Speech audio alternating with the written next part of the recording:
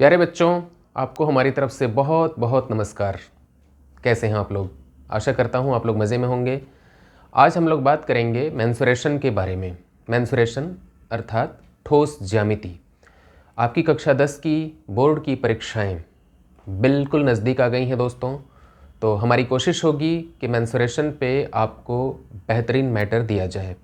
अपने पिछले वीडियो में घन और घनाभ के बारे में हमने बात की है आपसे। आज हम लोग बात करेंगे बेलन और शंकु के बारे में। बेलन क्या होता है बच्चों? बेलन का मतलब होता है सिलेंडर। सिलेंडर आप जानते हैं, जैसे पाइप, जैसे आपके हाथ में जो पेन है, ठीक है, ये सभी क्या है? सिलेंडर के उदाहरण हैं। ठीक है, सिगरेट भी सिलेंडर का एक बेहतरीन उदाहरण है। और शंकु क्या होता है बच्चों? देखिए, बेलन ये बनाया है हमने और शंकु ये है। वैसे ज्यामिति के आधार पर अगर परिभाषा दी जाए कि बेलन क्या है और शंकु क्या है, तो आइए बात कर लेते हैं। देखिए, किसी आयत को आयत ऐसे बना लीजिए एक, ये देखिए आयत हमने बना लिया।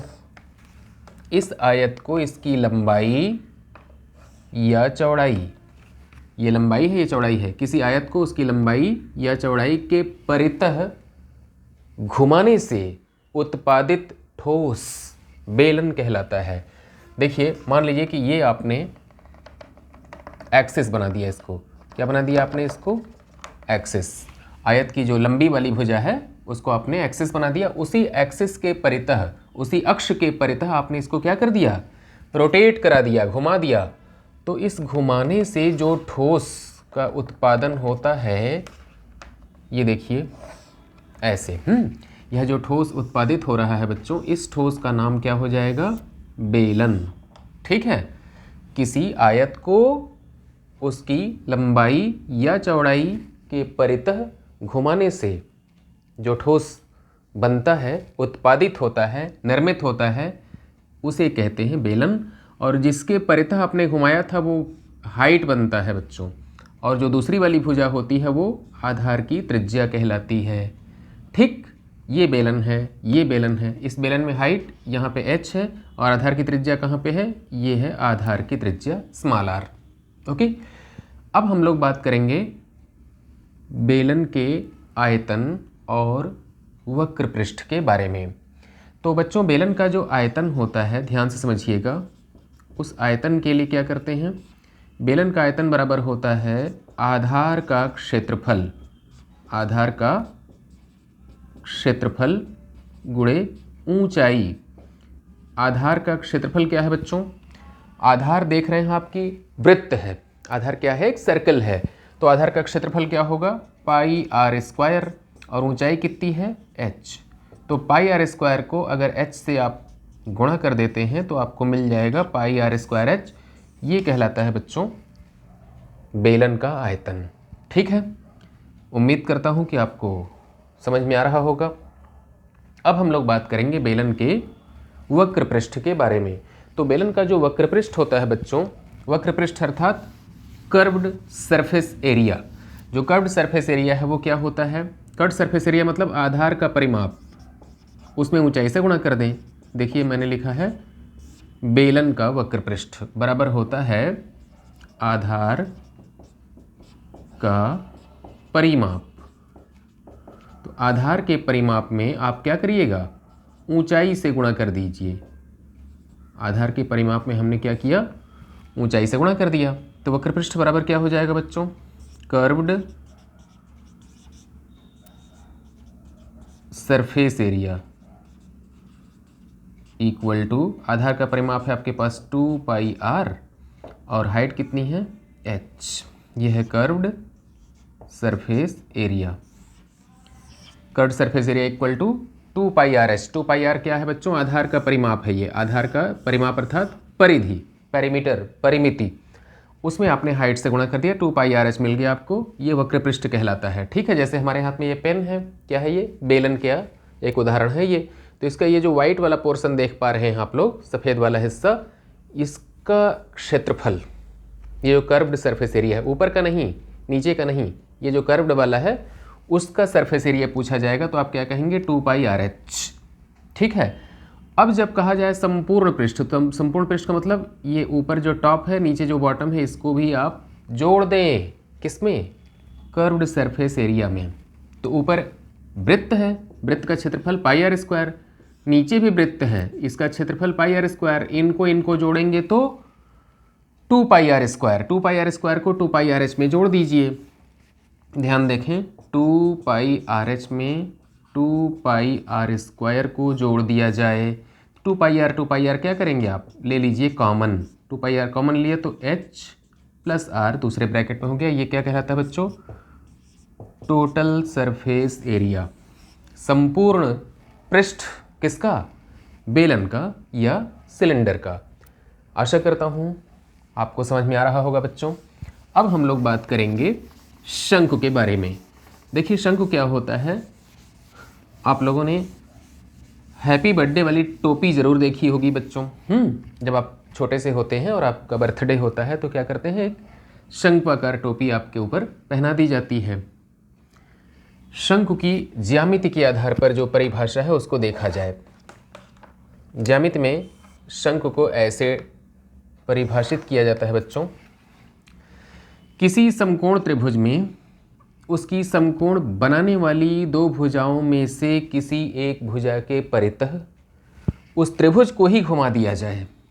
मान लीजिए ये आपके पास क्या है, हाइट अर्थात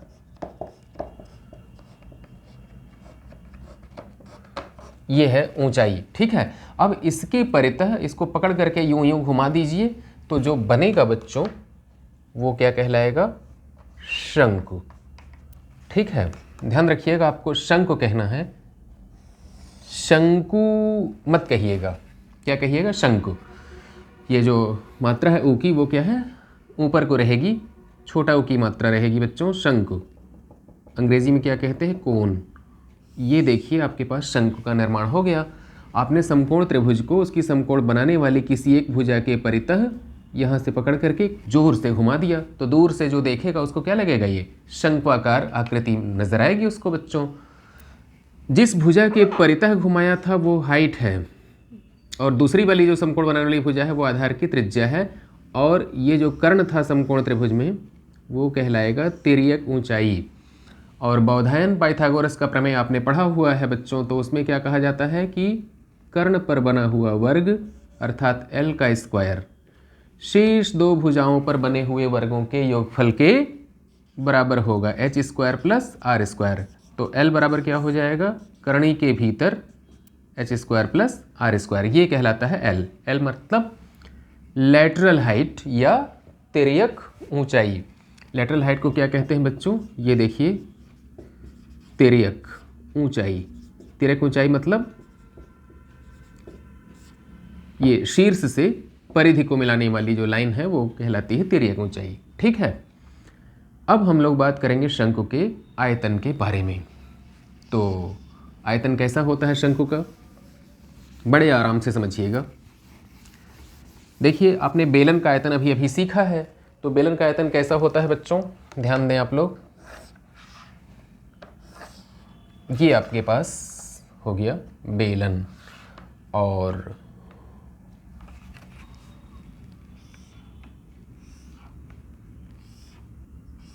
ये देखिए बेलन था।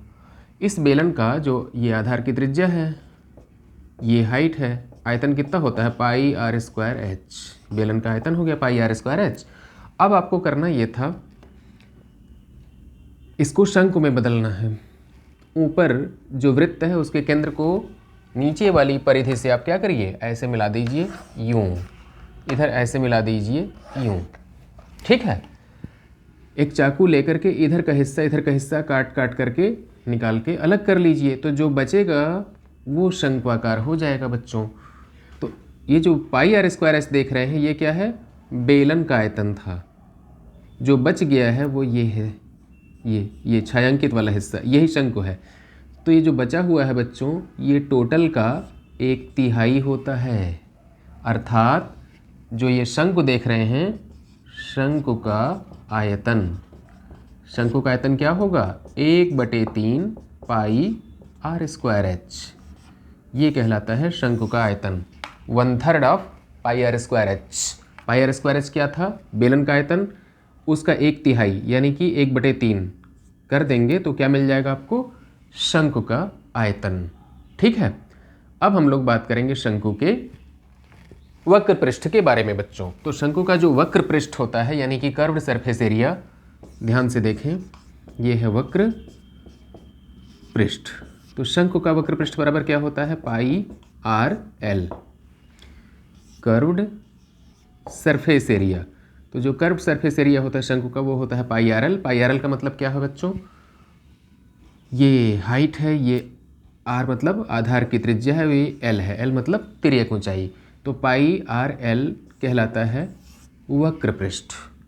जब आपसे पूछा जाएगा संपूर्ण पृष्ठ बताएं, तो संपूर्ण पृष्ठ क्या होगा बच्चों, संपूर्ण पृष्ठ बराबर हो जाएगा वक्र पृष्ठ में आधार के क्षेत्रफल को जोड़ दीजिए। आधार का क्षेत्रफल क्या है, पाई आर स्क्वायर है, पाई आर स्क्वायर को क्या करिएगा, पाई आर एल में जोड़ दीजिए, pi r l plus pi r square.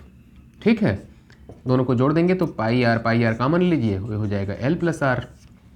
ये कहलाता है संपूर्ण पृष्ठ, किसका, शंकु का। तो आज के लिए इतना ही दोस्तों। आशा करता हूँ आपको ये बातें समझ में ज़रूर आई होंगी। कोई समस्या होगी तो आप हमको कमेंट बॉक्स में जाएं और अपनी बात रखें, आपके प्रश्नों का उत्तर अवश्य मिलेगा। अगले वीडियो में फिर मुलाकात होगी बच्चों, तब तक के लिए आज्ञा दीजिए, नमस्कार।